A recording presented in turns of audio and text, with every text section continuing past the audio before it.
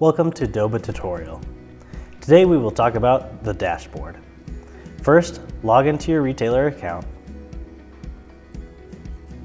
Then click Dashboard on the left navigation pane.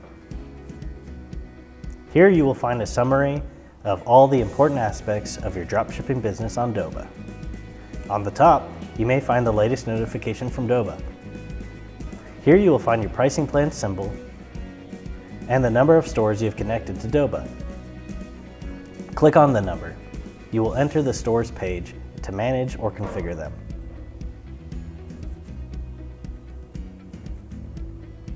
Total sales amount of the current month, and the total orders of the current month.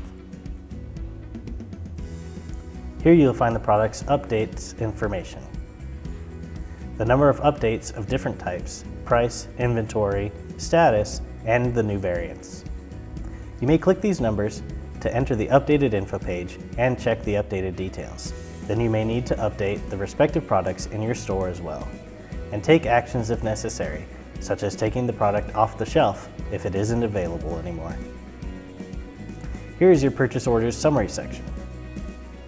You will see the numbers of orders of different statuses: unpaid, pending, unshipped, and shipped.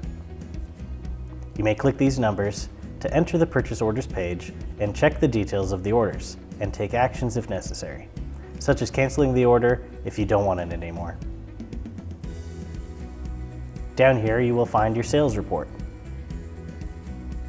and a chart of your orders and sales amount. You may choose to show daily or monthly data here, and choose current or last month here.